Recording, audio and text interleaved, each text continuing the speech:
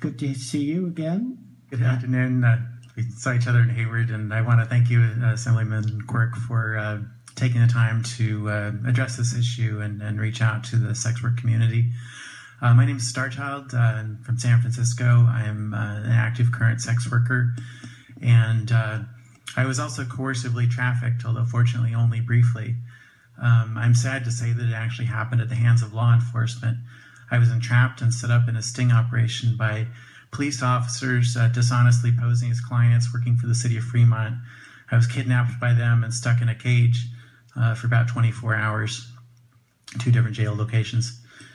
And subsequently, before I was able to pursue this to jury trial and ultimately get acquitted, it cost me, 2 years of time and about $5,000. Never got so much as an apology from the city of Fremont or the state of California for having these prostitution laws that criminalize me for trying to earn an honest living.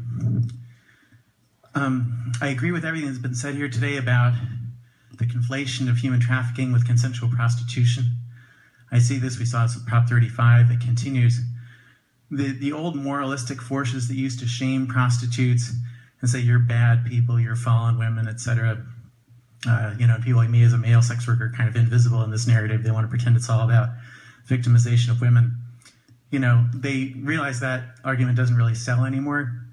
So now they're turning to victimizing our clients, victimizing our support personnel, demonizing them as exploiters and abusers and traffickers, and using terms like human slavery and this sort of thing. And of course it's a real phenomenon, it's always existed. But it's a very small percentage, and the fact that they don't have the numbers are all fuzzy, is ample evidence of this. And until that problem gets fixed and this conflation is firmly addressed and sorted out, I think it'd be a mistake to throw any more resources at this problem.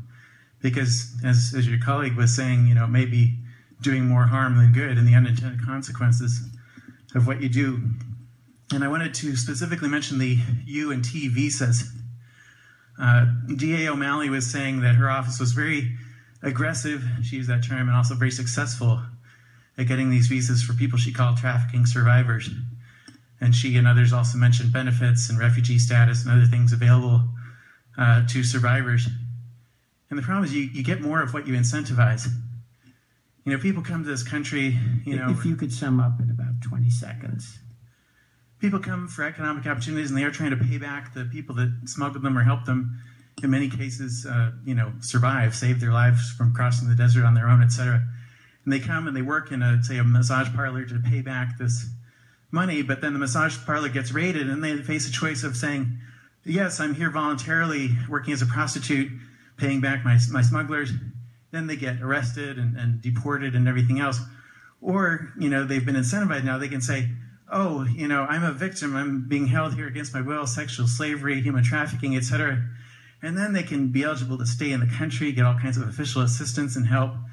And so the numbers, the official numbers, as small as they are, I think even those small numbers are being inflated by how people are being incentivized. And that's a key fact. Thank you. I think we get your point. Thank you very much. Thank you.